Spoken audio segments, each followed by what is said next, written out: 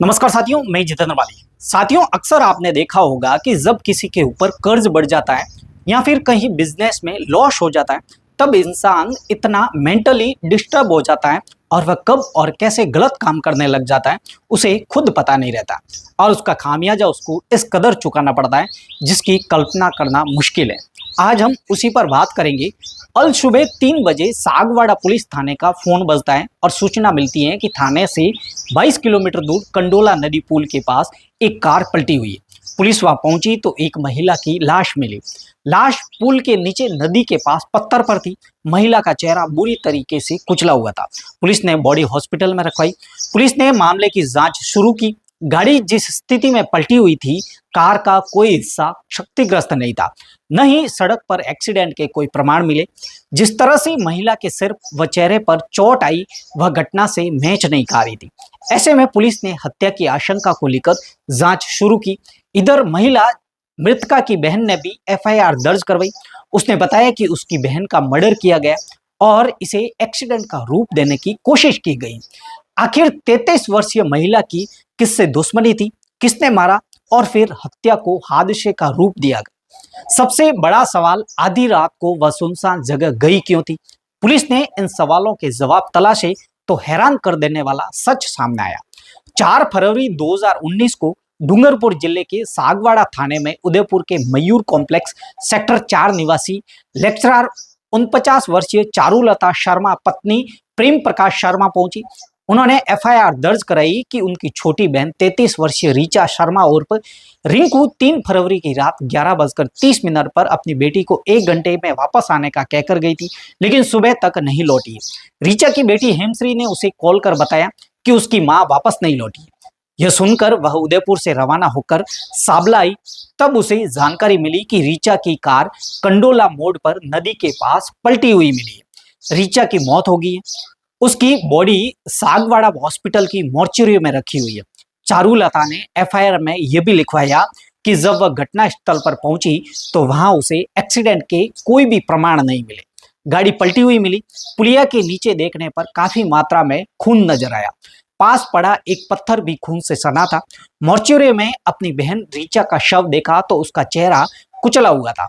रीचा की किसी अज्ञात व्यक्ति ने हत्या कर दी और बाद में चेहरा कुचलकर उसे एक्सीडेंट का रूप देने की कोशिश की गई। मामला दर्ज करने के बाद तत्कालीन प्रोबेशनल आरपीएस थानाधिकारी सागवाड़ा चक्रवर्ती सिंह ने जांच शुरू की। चारुलता ने बताया कि उसकी बहन रीचा की शादी उदयपुर के सरदारपुरा निवासी राजेश शर्मा से हुई थी। किसी कारण से उसका 2011 में तलाक हो गया था। पहली शादी से उसकी 12 साल की बेटी हेमश्री है, जो साबला में न्यू आदर्श सेकेंडरी स्कूल में पढ़ती। रीचा की पहली शादी 5 साल रही।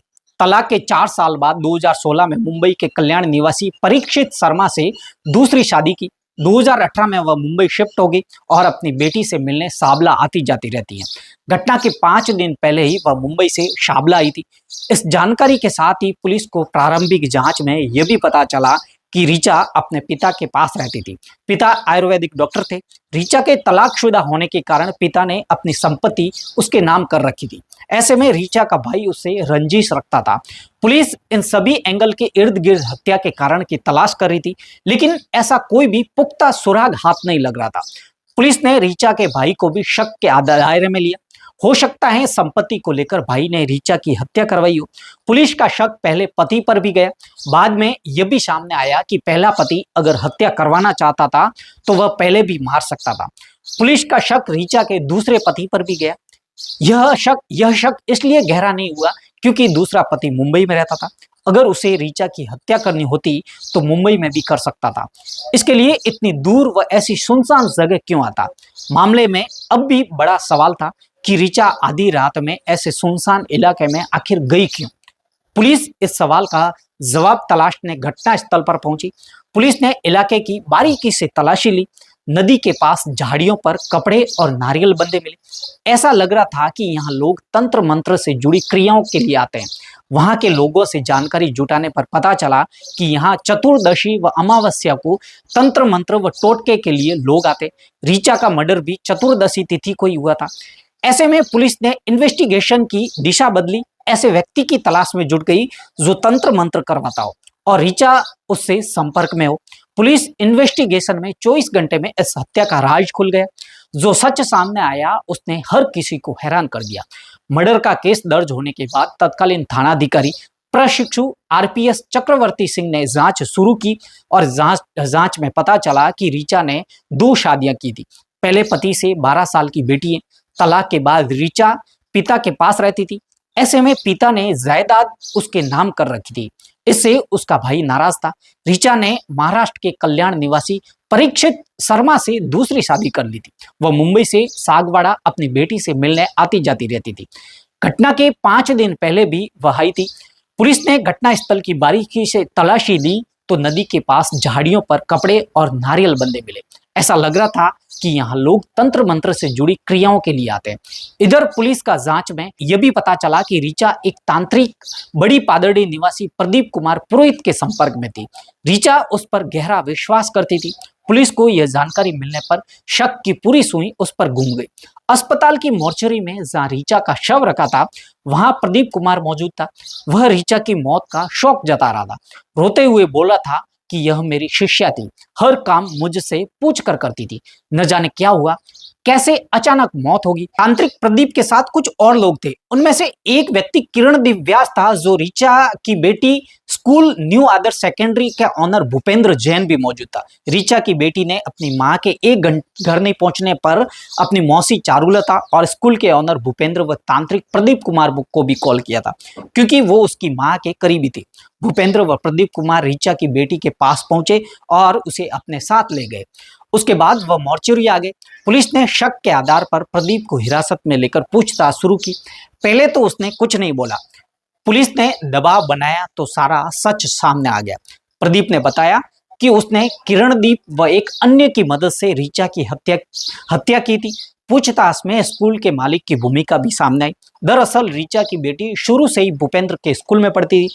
ऐसे में वह परिवार के संपर्क में था। उसकी ऋचा से काफी नजदीकियां थी। ऋचा स्कूल मालिक भूपेंद्र के माध्यम से प्रदीप के संपर्क में आई थी। दरअसल भूपेंद्र कर्ज में डूबा हुआ था। उसको कहीं से भी लोन भी नहीं मिल रहा था। इस पर उसने तांत्रिक प्रदीप से अपनी माली हालात सुधारने के लिए टोने टोटके करवाए थे। वह तांत्रिक प्रदीप पर काफी विश्वास करता था। इधर उसने ऋचा से भी 30 लाख रुपए उधार लिए हुए थे जिसका समय समय पर उसको भारी ब्याज चुकाना पड़ता था। भूपेंद्र ने तांत्रिक को कहा कि ऋचा के साथ कोई ऐसा टोटका करो ताकि वह मेरे से पैसे मांगना बंद कर दे। तांत्रिक ने ऋचा को जाल में फंसाने के लिए चोरी छिपके उसके घर पर हड्डियां व दूसरी चीजें फेंकनी शुरू कर दी। इससे वह डरने लगी। इस बारे में उसने भूपेंद्र को बताया और फिर भूपेंद्र ने प्रदीप से मिलवाया। उसके माध्यम से उसका समाधान करने को कहा।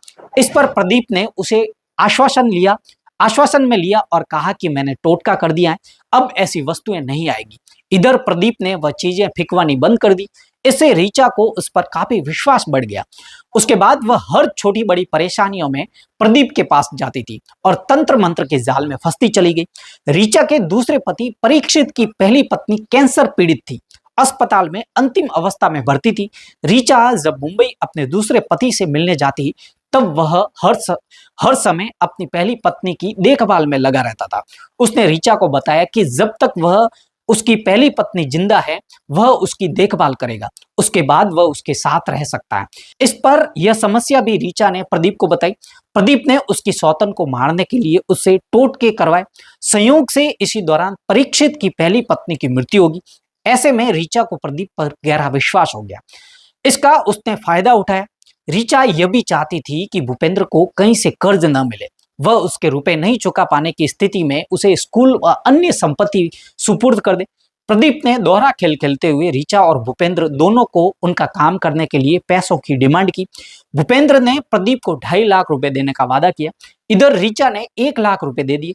प्रदीप ने घटना से एक रात पहले ऋचा को तांत्रिक क्रिया के लिए बुलाया और पाबंद किया कि किसी को भी बताकर नहीं आना। इस बात का प्रदीप ने ऋचा की बेटी से कंफर्म भी किया। तब पता चला कि उसने किसी को भी नहीं बताया, वह उसके बुलाने पर जा रही है। तब प्रदीप अपना खेल खेला और दूसरे दिन रात को वापस बुलाया। ऋचा अपनी बेटी को बिना बताए घर से यह कहकर निकली कि वह 1 घंटे में आ रही है। गाड़ी लेकर प्रदीप के बताए सुनसान स्थल पर नदी के पास पहुंची। भूपेंद्र ने अपने स्कूल के चपरासी को प्रदीप की मदद के लिए भेजा। इधर जब ऋचा पहुंची तब घटना स्थल पर प्रदीप एक अन्य लड़के के साथ वहां पहले से ही मौजूद था। ऋचा को प्रदीप के तंत्र मंत्र के लिए रोड से नीचे नदी किनारे ले गया। आंख बंद कर चट्टान पर बैठने को कहा। ऋचा ने आंख बंद कर चट्टान पर बैठने गई। तभी उसके साथ मौजूद लड़के ने लाठी से ऋचा के सिर पर वार किया। वह बेसुध होकर गिर पड़ी।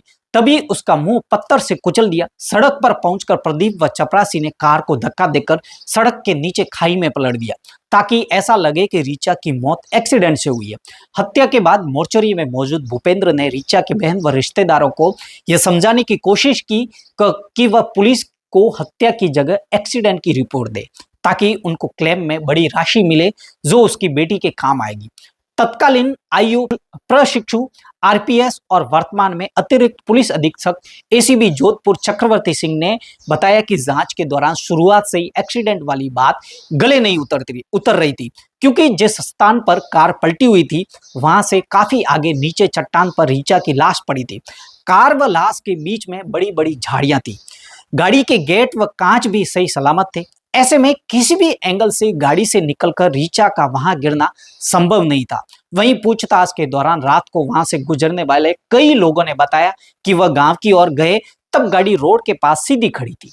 वहीं 1 घंटे बाद से गुजरने वाले लड़के ने बताया कि जब देर रात वहां से निकल रहे थे तब गाड़ी पलटी हुई थी, लेकिन वहां कोई घायल नजर नहीं आया। इस पर उन्होंने ही चौकी पर सूचना दी। यह सभी एंगल हत्या की तरह इशारा कर रहे थे। ऐसे में उसी दिशा में इन्वेस्टिगेशन किया गया और 24 घंटे में मामले का खुलासा कर दिया गया। चारों आरोपियों के खिलाफ चालान न्यायालय में पेश किया गया। ट्रायल के बाद चारों को आजीवन कारावास की सजा सुनाई गई। तो साथियों, किस प्रकार कर्ज से छुटकारा पाने के लिए हत्यारे महिला की हत्या को एक्सीडेंट का रूप देना चाह रहे थे और वो भी उसका जो महिला उन पर आंख मूंद कर विश्वास कर रही थी, लेकिन पुलिस की सूझबूझ और सतर्कता से इस मामले का खुलासा हुआ। तो साथियों, हमारा मकसद किसी की भावना को ठेस पहुंचाना नहीं, बस आपको जागरूक करना है। और अगर अभी तक आपने मेरे इस चैनल को सब्सक्राइब नहीं किया तो अभी जाके चैनल को सब्सक्राइब करें और बेल आइकन जरूर प्रेस करें ताकि आने वाली हर वीडियो की अपडेट आप तक पहुंचती रहे। तब तक के लिए सावधान रहें, सतर्क रहें और अपना ख्याल रखें।